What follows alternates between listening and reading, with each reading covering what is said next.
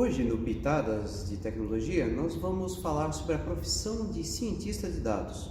Isso foi a pergunta que nos foi enviada a respeito de como é essa profissão, se ela é uma profissão muito demandada nos nossos dias. Então, fique ligado no Pitadas de Tecnologia.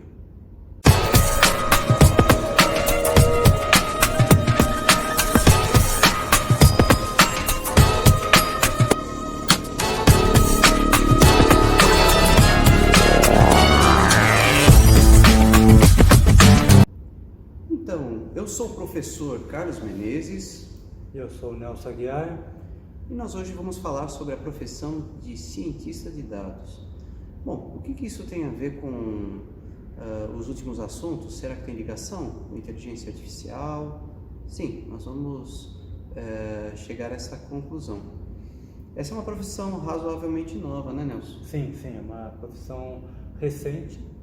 E até o Thiago, que enviou essa pergunta, ele questionou se, na nossa visão, compensaria ele também investir, vamos dizer assim, para virar um cientista de dados, na formação de um cientista de dados ou não, né?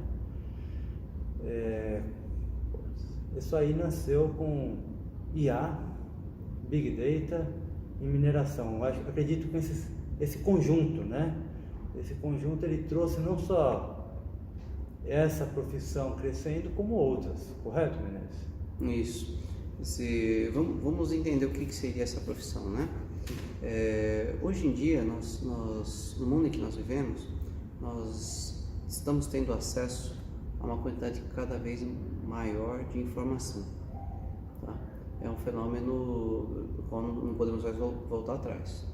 Por exemplo, um exame que antigamente fazíamos, antigamente fazíamos um raio-x, o que isso resultava em informação que seria armazenada, guardada, coisa assim? Nada. Era simplesmente uma chapa que era impressa e ficava guardada depois por um tempo, um arquivo, coisa assim, um arquivo físico, né? Hoje em dia, são muito comuns o quê? Os exames, por exemplo, de tomografia, né? Esses exames, eles gastam assim, hoje em dia quase a maior parte dos hospitais não imprimem mais, eles armazenam aquelas imagens, né?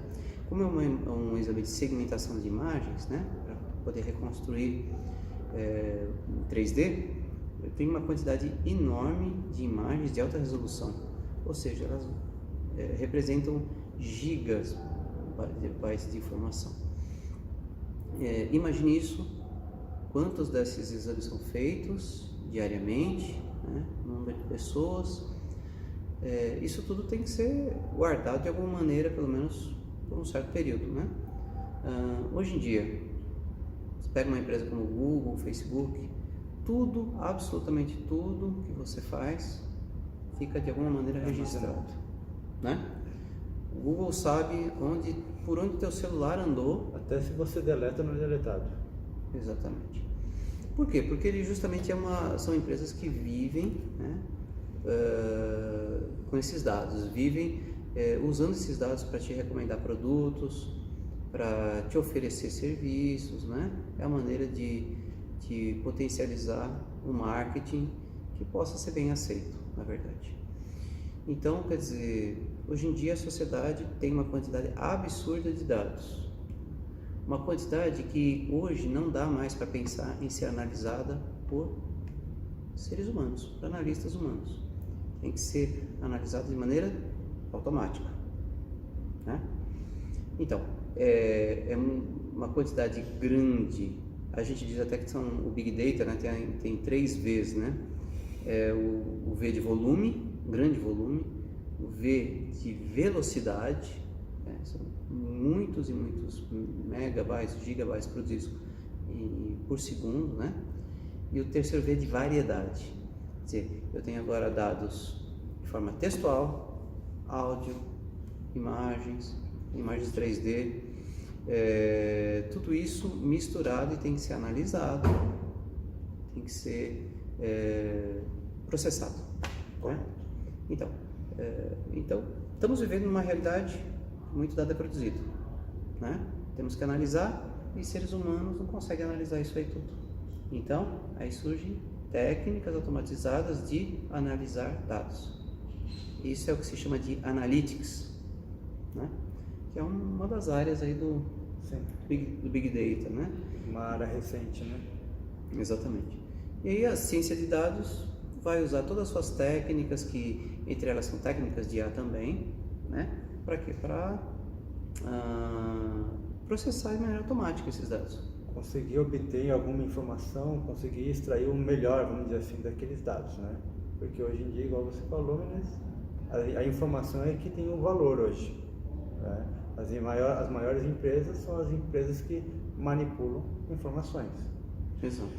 Ou seja, a gente pode falar que é o seguinte, uma analogia que eu gosto de usar, né? Dado e informação é a mesma coisa? Não é. Dado é a pedra bruta, né? Pedra bruta que vale alguma coisa, mas vale pouco. Agora, a pedra lapidada é por assim dizer, é a informação, né? A informação vale muito, é a pedra, né, lapidada, o diamante, tudo, né? Ou seja, essa grande quantidade de dados que a gente produz, que a nossa sociedade produz, tem um valor, assim, grande, se ela pudesse ser transformada rapidamente em informação, que é o que é a profissão da ciência de dados. E tem que ser trabalhada de maneira correta, não adianta também gerar informação que não sirva para nada, né? Exatamente. E daí questionamento dele foi também assim, o que precisaria saber? Um cientista de dados, ele precisa ser muito bom em matemática e estatística. Muito bem. Formação, né? Essa é a parte formativa. Porque quando você vai analisar esses dados, a parte de cálculo, vamos dizer assim, englobando tudo, entra muito, né? Tem que saber programar, tem que entender de banco de dados, Big Data. Então, e o melhor, ele tem que, preferivelmente, ser um cara experiente também. E é porque aí entra o conhecimento de negócios, né? Ele saber qual informação, como é que ele vai lapidar aquele dado. Só refinar um pouquinho o que você falou. Correto. Você falou da programação, né? É principalmente a programação envolvendo inteligência artificial. Sim. Né? Quer dizer, a programação não é programação genérica, né? Mas programação envolvendo não é saber inteligência artificial. Programar um HTML. É saber uma linguagem que utiliza IA. Exatamente. Hoje em dia as linguagens que estão em moda, né, são muito usadas para isso, né? Podemos citar Python, R, né, que são duas linguagens muito usadas para ciência de dados. Então, é uma área que tem muita carência de profissional, ou seja, tem vagas aí que... Elefante branco, né, o profissional. Vagas que demoram para ser preenchidas. O pessoal usa outro termo, né, elefante branco, usa o termo de unicórnio, né? Quer dizer, unicórnio no sentido que não existe, né? Não existe, não existe. Você nunca vê um profissional ideal de ciência de dados, Big Data e tal. O que é? É o bom em matemática, é o bom em negócios, é o bom em programação, em inteligência artificial. Ou seja, é difícil encontrar um profissional com todas as características. Então, o que o pessoal faz? Claro, a pessoa que tenta se formar, tenta conhecer quase tudo isso aí e, eventualmente, ele vai ser melhor em uma ou outra área, né? Então, o que acontece é numa empresa, eu vou ter um time formado por profissionais dessas várias áreas, né? E um tem mais expertise em programação, o outro tem mais expertise nos negócios, o outro mais expertise em matemática, e assim vai, né? Então o grupo se completa. Eu estava conversando essa semana agora, Vinícius, com o head de IA, e ele comentou que a principal dificuldade quando ele abre uma vaga na empresa dele lá de analista de dados, né, é que as pessoas que mandam currículo acreditam que são, mas geralmente ela fez, por exemplo, um determinado curso. Esse curso não é uma graduação, não é uma pós, é um curso mais fechado, livre, que se intitula como cientista de dados, só que vai ver a pessoa não tem o gabarito realmente. Formação, né? Não tem aquela formação para ser um cientista de dados. Exatamente. É claro que A gente não quer ser corporativista, né? Mas uma boa formação faz diferença. Quer dizer, a pessoa que sabe programar de verdade, ela não passou 2 meses estudando, né? Em 2 meses você aprende o básico da programação, né? Você não consegue ser um bom programador, né? É por isso que entra aí a experiência também. Se o cara não treina, se o cara não faz, tanto com programação, quanto com estatística, quanto outra área. Exatamente. Matemática também, né? Matemática, você vê quantos anos nós estudamos na escola, na graduação, né? É claro que era uma matemática com uma visão mais genérica, né? Sim. Mas as bases ali fazem alguma diferença, né? Então, quer dizer, alguém que teve uma boa formação provavelmente será um profissional melhor, que vai ter possibilidades de progredir mais nessa área, se ele aprender as coisas que estão faltando, né? As técnicas que estão faltando, a ciência que está faltando, né? Correto. Acho que a gente conseguiu responder a dúvida do Thiago. Isso. Obrigado, Thiago, por nos mandar, e continue conosco aí no Pitadas de Tecnologia.